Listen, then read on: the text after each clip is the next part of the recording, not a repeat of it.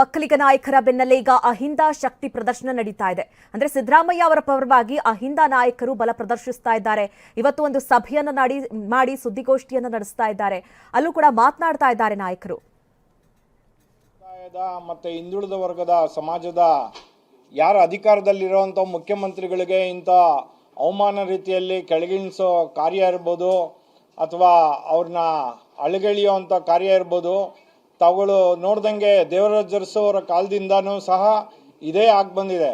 ದೇವರಾಜ್ ಅರಸು ಇರ್ಬೋದು, ಬಂಗಾರಪ್ಪನವ್ರು ಇರ್ಬೋದು, ಧರ್ಮಸಿಂಗ್ ಅವರು ಇರ್ಬೋದು, ಆ ಸರ್ಕಾರಗಳನ್ನ ಬೀಳ್ಸಿದಾದ್ಮೇಲೆ ಅವತ್ತಿನ ಕರ್ನಾಟಕದ ಚರಿತ್ರೆಯಲ್ಲಿ ಅವತ್ತಿನ ಸರ್ಕಾರಗಳ ಸ್ಥಿತಿ ಏನಾಗಿತ್ತು ಅನ್ನೋದನ್ನು ಸಹ ಅವರು ಮನ್ಗಣ್ಬೇಕಾಗಿದೆ ಅಂತ ಹೇಳೋದಕ್ಕೆ ಬಯಸ್ತೇನೆ.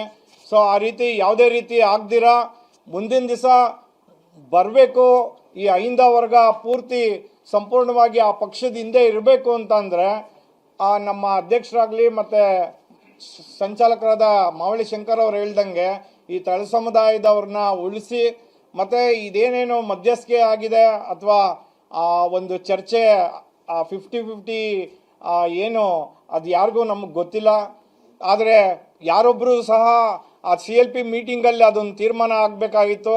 ಅವತ್ತು ಅಪೇಕ್ಷೆ ಪಟ್ಟಿದ್ದಂಥವರು ಅವತ್ತು ಆ ಚರ್ಚೆಯಲ್ಲಿ ಬಹಿರಂಗಪಡಿಸ್ಬೇಕಾಗಿತ್ತು.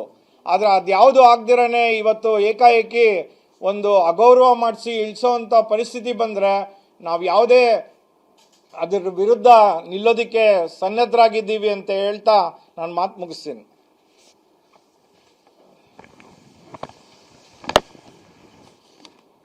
ದಾವಣಗೆರೆ ಜಿಲ್ಲಾ ಶೋಷಿತ ಸಮುದಾಯಗಳ ಹೊದಿಗೆರೆ ರಮೇಶ್ ಜಿಲ್ಲಾಧ್ಯಕ್ಷರು ಹೊದಿಗೆರೆ ರಮೇಶ್ ಅವರು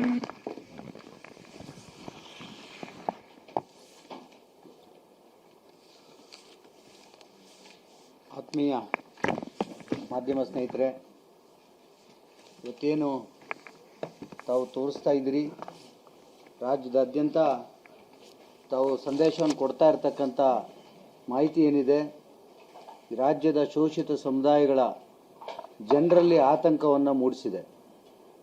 ಇವತ್ತು ಕಾಂಗ್ರೆಸ್ ಪಕ್ಷದ ಮೇಲೆ ಅತಿಯಾದ ವಿಶ್ವಾಸವನ್ನಿಟ್ಟು ಸನ್ಮಾನ್ಯ ಶ್ರೀ ಸಿದ್ದರಾಮಯ್ಯನವರು, ಸತೀಶ್ ಜಾರಕಿಹೊಳಿ ಅವರು, ಡಾಕ್ಟರ್ ಜಿ ಪರಮೇಶ್ವರ್ ಅವರು, KN ರಾಜಣ್ಣವರು, HC ಮಹದೇವಪ್ಪನವರು, ಜಮೀರ್ ಅಹಮದ್ ಅವರು, ಈ ರೀತಿ ಶೋಷಿತ ಸಮುದಾಯಗಳ ರಾಜ್ಯ ಮಟ್ಟದ ನಾಯಕರನ್ನು ನೋಡಿ ಈ ಪಕ್ಷದ ಮೇಲೆ ವಿಶ್ವಾಸವನ್ನಿಟ್ಟು ಅತಿಯಾದ ಅತಿ ಹೆಚ್ಚು ಬಹುಮತವನ್ನು ಕೊಟ್ಟು ಇವತ್ತು ಕಾಂಗ್ರೆಸ್ ಪಕ್ಷ ಅಧಿಕಾರಕ್ಕೆ ಬರಲಿಕ್ಕೆ ಶೋಷಿತ ಸಮುದಾಯಗಳ ಪಾಲು ಸಿಂಹಪಾಲಾಗಿದೆ.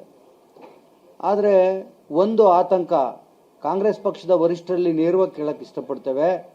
ನೀವು ಶೋಷಿತ ಸಮುದಾಯಗಳ ಮತ ಬ್ಯಾಂಕ್ ಮೇಲೆ ನಿಂತು ಅಧಿಕಾರಕ್ಕೆ ಬಂದು ಹೆಂಗೆ ನೀವು ಶೋಷಿತ ಸಮುದಾಯಗಳ ಮುಖಂಡರುಗಳನ್ನ ನೀವು ಕೆಳಗಿಳಿಸ್ತಕ್ಕಂಥದ್ದು ಇರ್ಬೋದು, ಅವ್ರನ್ನ ನಿರ್ಲಕ್ಷ್ಯ ಮಾಡಿ ತಿರಸ್ಕಾರಗೊಳಿಸ್ತಕ್ಕಂಥ ನಿರ್ಧಾರವನ್ನು ಮಾಡ್ತೀರಿ ಅಂತಕ್ಕಂಥದ್ದು ನಮ್ಮ ನೇರ ಪ್ರಶ್ನೆ ಆಗಿದೆ.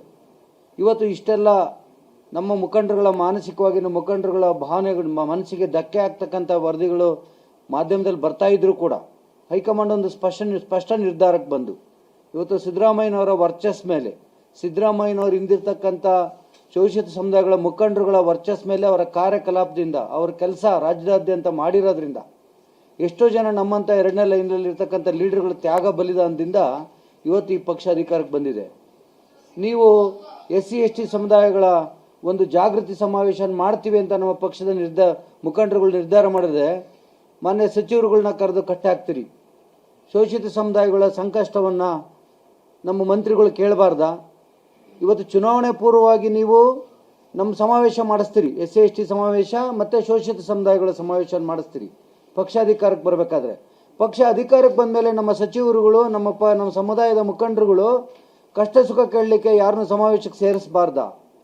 ಇವತ್ತು KN ರಾಜಣ್ಣವರ ಅಧ್ಯಕ್ಷತೆಯಲ್ಲಿ ದಾವಣಗೆರೆಯಲ್ಲಿ ಸಿದ್ದರ ಮಹೋತ್ಸವ ಕಾರ್ಯಕ್ರಮವನ್ನು ಮಾಡೋ ಮುಖೇನ ಈ ಸರ್ಕಾರ ಅನುಷ್ಠಾನಕ್ಕೆ ಬಂದೇ ಬರ್ತದೆ, ಕಾಂಗ್ರೆಸ್ ಪಕ್ಷ ಬಹುಮತ ತಗೊಂತದೆ ಅಂತಕ್ಕಂಥ ಒಂದು ಸ್ಪಷ್ಟವಾದ ಮಾಹಿತಿಯನ್ನು ಜನರಿಗೆ ಸಂದೇಶ ಕೊಡ್ತಕ್ಕಂಥ ಸಮಾವೇಶ ಆಯಿತು. ಅದಾದಮೇಲೆ ಡಾಕ್ಟರ್ ಜಿ ಪರಮೇಶ್ವರ್ ಅವರ ನೇತೃತ್ವದಲ್ಲಿ ಮಹದೇವಪ್ಪನವರು, ಜಮೀರಣ್ಣ, ಸತೀಶ್ ಜಾರಕಿಹೊಳಿ ಅವರು ಇವರೆಲ್ಲರ ನೇತೃತ್ವದಲ್ಲಿ ಚಿತ್ರದುರ್ಗದಲ್ಲಿ SC ST ಸಮ್ಮೇಳನ ಕಾರ್ಯಕ್ರಮವನ್ನು ಮಾಡಿದ್ವಿ. ಇವೆಲ್ಲ ಪಕ್ಷಕ್ಕೆ ಶಕ್ತಿ ತಂದು ಕೊಟ್ಟಿರಲಿಲ್ವಾ? ಇಂಥ ಸಂದರ್ಭದಲ್ಲಿ ಅಧಿಕಾರಕ್ಕೆ ಬಂದ ಮೇಲೆ ನೀವು ಶೋಷಿತ ಸಮುದಾಯಗಳನ್ನ ನಿರ್ಲಕ್ಷ್ಯಗೊಳಿಸಿ ಅವ್ರನ್ನ ತಿರಸ್ಕಾರಗೊಳಿಸಿ ಹೆಂಗೆ ನೀವು ಪದಚ್ಯುತಿಗೊಳಿಸ್ತಕ್ಕಂಥ ನಿರ್ಧಾರಕ್ಕೆ ಕೈ ಹಾಕ್ತೀರಿ? ಇವತ್ತು ಈ ಹಿಂದೆ ಡಾಕ್ಟರ್ ಜಿ ಪರಮೇಶ್ವರ್ ಅವರು 8 ವರ್ಷ ತನಕ KPCC ಅಧ್ಯಕ್ಷರ ಕೆಲಸ ಮಾಡಿರ್ಲಿಲ್ವಾ? ಅವರಿಗೆ ನೀವು KN ರಾಜಣ್ಣ ಅವ್ರು ಕೇಳಿರೋದು ಸತ್ಯ ಇದೆ. ಅವರಿಗೆ ಅವ್ರದ್ದು ಫಸ್ಟ್ ತೀರಿಸ್ರಿ, ನೀವು ಅವ್ರ ಕೂಲಿ ತೀರಿಸ್ರಿ. ಅವರಿಗೆ ನೀವೇನು ಅವರಿಗೆ ಕೊಟ್ಟಿದ್ದೀರಿ? ಅವರಿಗೆ ಕೊಡ್ರಿ ಅಂದರೆ ಅವ್ರೇನು ಪರಮೇಶ್ವರ್ ಅವರು CM ಆದ ತಕ್ಷಣ ಅವರೇನು ಸ್ವಂತ ಕೆಲಸದ ಪ್ರಶ್ನೆ ಇಲ್ಲ. ಆ ಸಮುದಾಯದ ಒಬ್ಬ ರೆಪ್ರೆಸೆಂಟೇಟಿವ್ ಆಗಿ ಆ ಸಮುದಾಯದ ಸಂಕಷ್ಟಗಳನ್ನ ಬಗೆಹರಿಸಲಿಕ್ಕೆ ಸಾಕಷ್ಟು ಅನುಕೂಲ ಆಗ್ತಿತ್ತು. ನೀವು ಅವರಿಗೆ, ಅವರು ಹಿರಿಯರಿದ್ದಾರೆ, ಅವರು ಕೂಡ. ಇವತ್ತು KN ರಾಜಣ್ಣ ಅವ್ರನ್ನ ಏಕಾಏಕಿ ನೀವು ವಜಾ ಮಾಡಿದ್ರಿ.